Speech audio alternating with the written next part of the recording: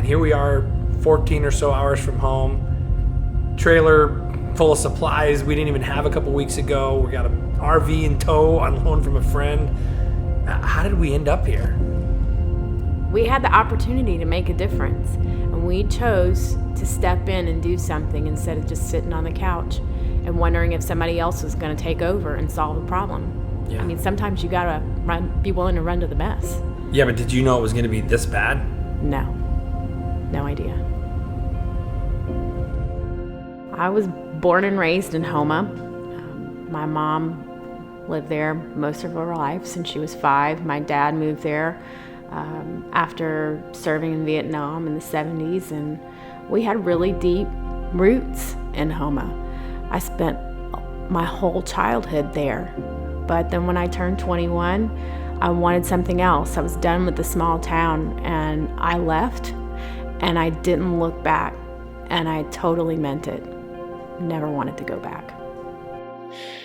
So here I am, and we are in 2021, and I'm sitting in my home in Tampa, Florida, and we've lived here for a little over 6 years now. It started out as a place that I did not want to move to. I actually came here kicking and screaming. I did not want to leave Houston. I'd settled down there for 15 years. A lot of my family actually followed me there after Hurricane Katrina, and so the thought of relocating was just so far from my mind. It was a definite no. I had started a business, a thriving business, put everything into that, and wow, when you really want to get closer to the Lord, start a business, especially with some of the ways that I did, which we might get into that later. But Tampa was never on the radar, and it just showed up one day out of the clear blue, right in the thick of one of the busiest seasons of my life, where I was really pushing for these big plans I had for myself. And then everything completely changed. So let me just give you a snapshot of where I was spiritually and mentally during this time before we moved to Tampa. I was on this bullet train to try to start a business and really find success in creating kind of like a little mini empire. And I was a creative person, still am a creative person, but really found a lot of satisfaction in being an entrepreneur, and that to me was like the ultimate creativity. And so I just ran with it and started a flower business right after my husband and I got married, and then had a brick and mortar store after our second child was born. And I just I put every bit of effort into this, and it was really exciting. It was a really exciting time, very stressful time, but very exciting. And all the while, God used this as a teachable moment and really showed me just a lot about total dependency on Him, because I was really put in a lot of places where I had no choice.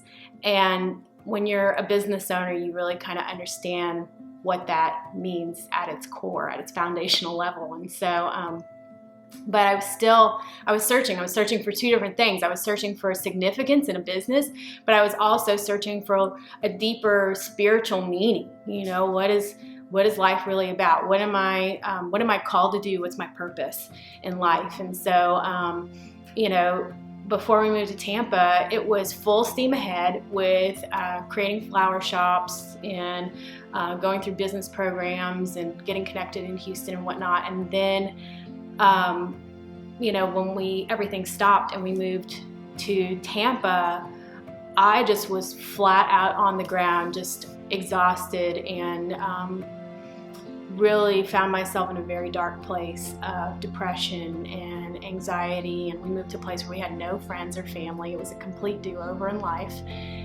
And I said, God, why would you have me go through all of those things, experience all of that success, and then you wipe it all away, and you took it all away from me? Why would you do that to me?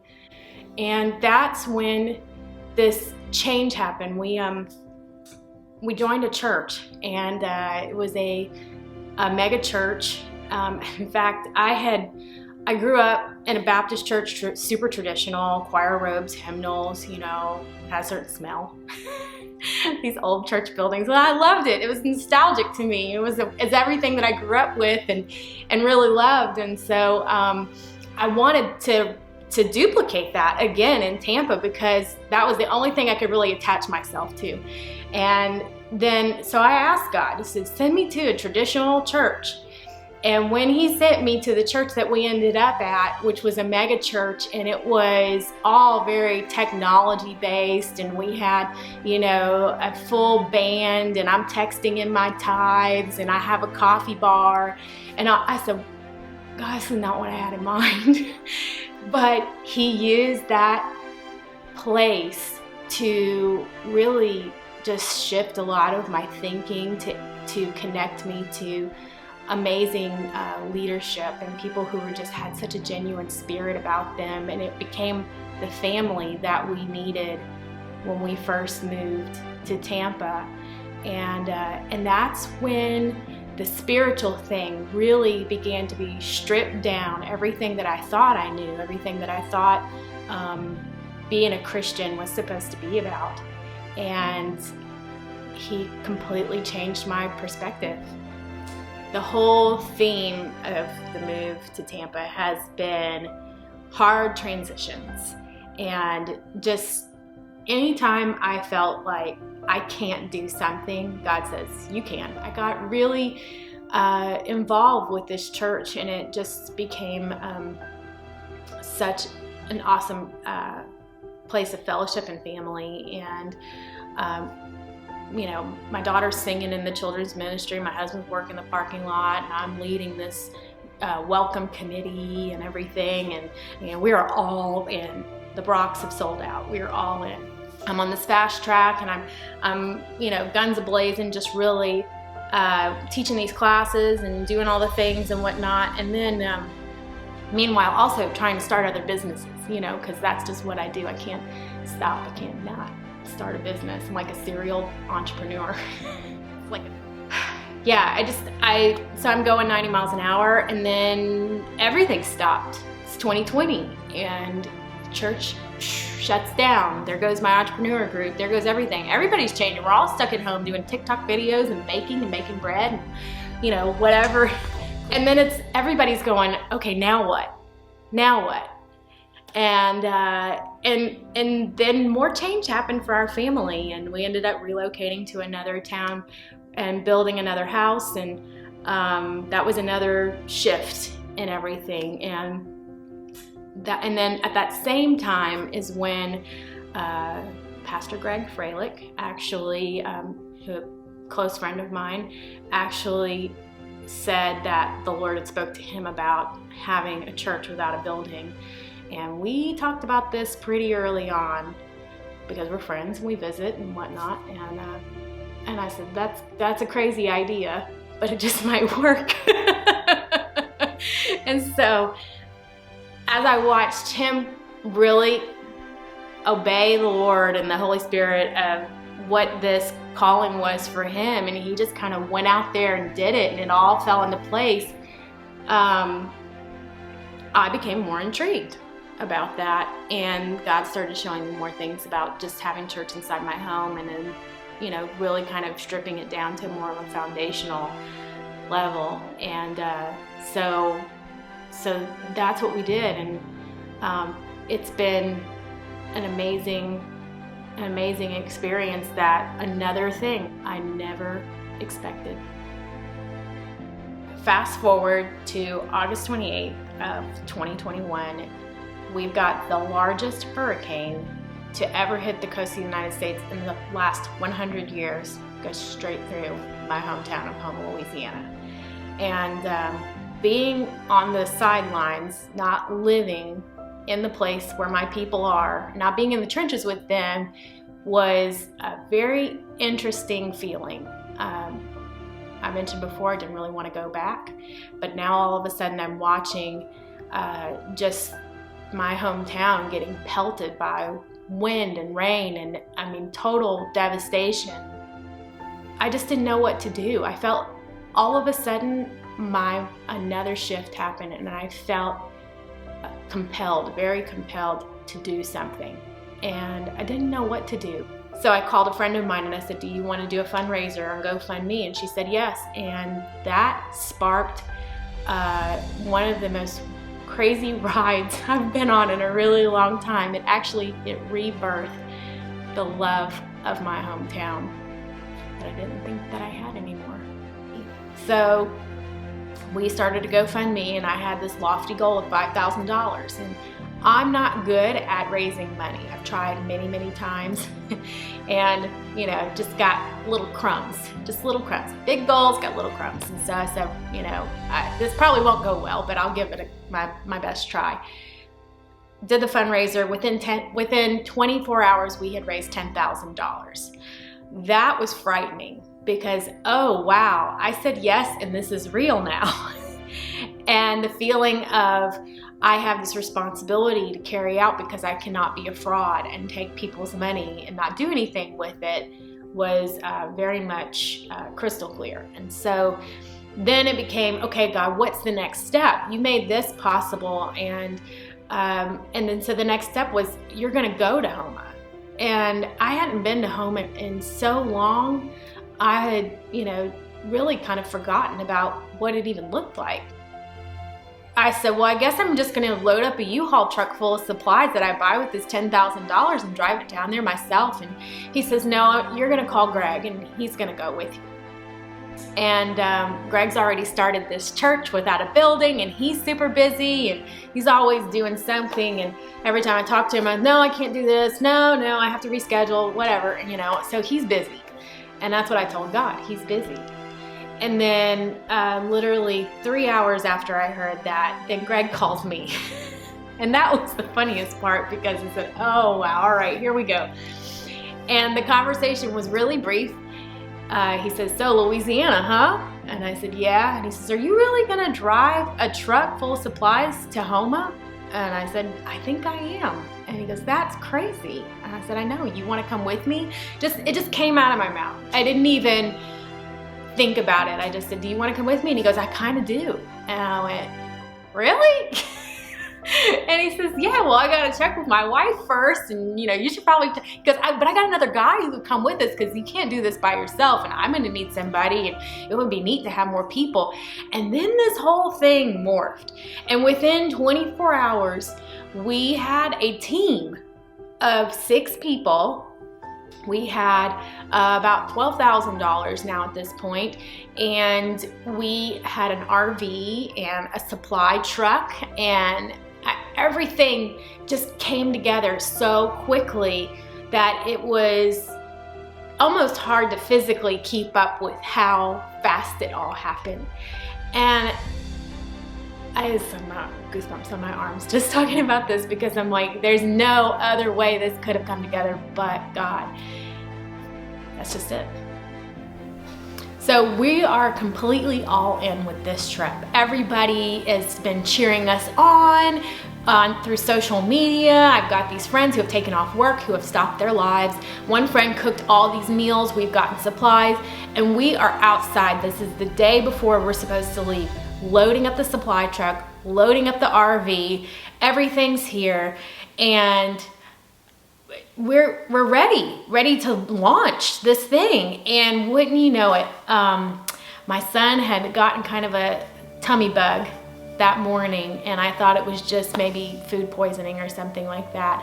And I went in the house to come in from the heat. Everybody had gone home and was getting packed up so we could leave that next morning. And I asked him, how are you doing?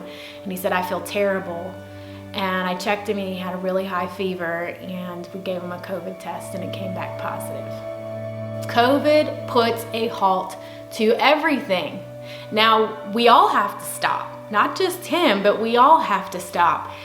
And just this feeling of like, it was a mixed emotion of total devastation, of I have to stop, and then also a curiosity of, okay, God, what are you doing here? Because we knew God was in this trip from the very beginning because he planned it, and we said yes. So we said we had to stop. And for 10 days, we had to quarantine.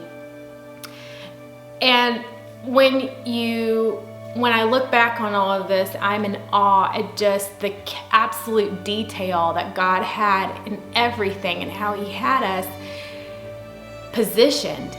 Because little did we know that a tropical storm was coming right behind Ida and went right through my hometown again and brought the rain. The first storm brought the wind, this one brought the rain, and we would have flooded out. We would have had to turn around and come back home.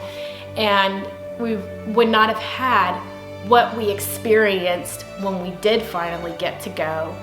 And we had to just, rest in God and say, okay, this is your deal, not mine. So we arrive in Houma and we get to work. And this journey of being reconnected with my roots, it explodes in the most unexpected way. I kept thinking about all of the bad things that maybe happened that I was going to experience, that I was going to pick up where I left off. And God says, that's not what I have for you there. It was all these really sweet moments. The first girl that we ended up helping was a single mom with 2 young boys. She and I were really tight in youth group. She's 4 years older than me. She's like a big sister.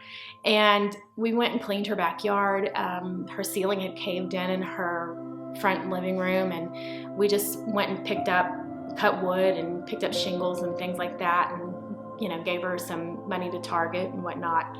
That was the first thing. And then we connected with the city marshal of Thibodeau and loaded up a truck of supplies for him.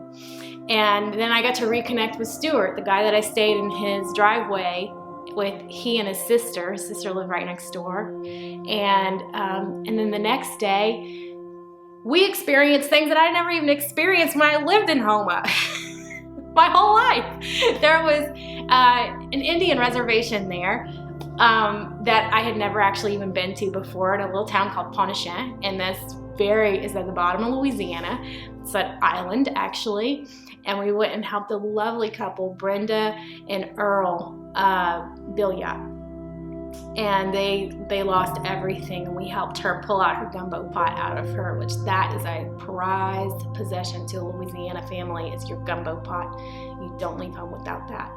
Her angel collection and her pictures of her grandchildren, and she had about 1 million coffee cups, and we hauled all those down while the boys cut more wood below and helped him. And it was just so sweet. It was just like such an intimate time. We knew we couldn't save the whole town, but it was all about just this one-on-one encounter and connection. And then after that, we went to my favorite pizza place. I think I prayed that the Lord would protect West Main Pizza because all I wanted was this pizza that I grew up on. And we met this really sweet girl, Malia, and she shared with us her story. And we had these Team Jesus t-shirts on that Gray had made for us. And we were able to bless her, but it blessed me at the same time. And I was like, Lord, I didn't expect this. And then I had this really incredible moment. We passed by my grandmother's house, and that was the moment that I think that really took my breath away the most, because I had envisioned so much that my grandmother's house would be in total shambles, and because she lived further down south, and she hadn't lived in that house since I was in my mid-20s, and I hadn't seen it since then. And it's been a long time since I've seen her house, but when we drove up, and it was just perfect, just completely protected, like God just saved it for me. And it was the memory of simplicity and love, and it was like receiving a big hug from God, like He'd saved that for me. And it made me miss all the wonderful experiences that I had in that place of just being surrounded by genuine people. One lady in particular, we went to a mobile home community by the name of Ashland North, and we just served back there, and we had red beans and rice. I had spent all that time cooking meals, cooking up a storm is what we call it in Louisiana. And I had frozen all of this. We had red beans and rice. That's major comfort food to a Cajun. So we set up a whole tables of food and supplies and let people just drive by and pick things up. And we have one lady in particular that she knew my grandfather. He had a towing company, and she says, "Oh, I knew Mr. Bill. He used to pull my cars for me." And my grandfather passed away about 8 or 9 years ago. And so her knowing him was another thing that was so amazing. And so she actually allowed us to come back the next day and to serve food in front of her house. And it was so funny because the Red Cross disaster truck just pulls up right in front of us, and the guy in the trailer across the street says, "Well, what are you serving over there?" And she says, "Well, I just have chicken and rice." And then he looks at me and he goes, "What do you have?" And I said, "Well, I've got tacos and Mexican rice." And he goes, "I'll have what she's having. I'll see you later." So that was probably the highlight of my day on that day. But we had another last minute donation that morning of $2,000 from a friend of mine in Houston who saw the post about the girl from West Main Pizza, and they owned a restaurant in Houston, and they'd been through hurricanes before. And so she says, "I want to give you $2,000. That blew my mind that they would think to do that. So we were able to buy 20 $100 grocery gift cards to pass out to people. And they didn't even believe us. There was $100 on these cards. And the reaction from them was, "You know what? My sister needs it more than I do, so I'm going to give it to her." And then I said, "Here, have one for yourself." And I just give them another one. But it was, the whole trip was just so, everything. It was like a rush of emotions. It was kind of like grief, deep sorrow of seeing all the devastation and destruction. But then it was also immense joy of just feeling like so happy and just like so glad to see. I got to see my old house that I grew up in. I got to see my neighbors that I grew up across the street. Everything looked the same. It was, it was one of the most bizarre experiences. Like, "Lord, I'm going there to serve and do what you want." And he says, "Oh, but I have something better for you there." And that's what was just so cool about it all. So I tell you all of this to say, now I'm sitting in my home, and it's not just a house anymore. We're using it to gather. We're using it to worship. We're using it to really bring other people in to experience the Lord. And that's a part of the adventure of all of this. I'm not saying to go out on a limb and not ever have a plan in your life, but just be more inclined to hearing Him out. Just hear Him out. And this is what's completely shifted not only my thought process, but my family's as well. And what's happened in Houma is remarkable because we've now built relationships there. It's rekindled some, but it's also brought in some new relationships. And we actually have one of the lady that allowed us, her name's Shirley, allowed us to have meals in front of her house. She now wants to have a home experience, and she wants to have a gumbo night in her neighborhood. And so it's the spark, the song, "It only takes a spark to get a fire going." And so because we went out there and we actually served, God changed our perspective, changed our hearts, but also did a work in them as well. And we're able to minister to them from Florida into Louisiana. And we are so excited about it too. I never thought I'd be so excited about going back to Houma, but here I am, excited. And so, we're planning to go back again. But that's where I would just say to you, the adventure is just so much more than we give it credit for. And because we tend to be afraid, and we tend to draw back into our safe place, and we don't give God the room to be able to do His thing. And this was the room. This was the space. And this was the mind-blowing opportunity. I am so thankful I said yes. And I'm so thankful that He brought in these other people with me too, because now I have witnesses too of what I experienced.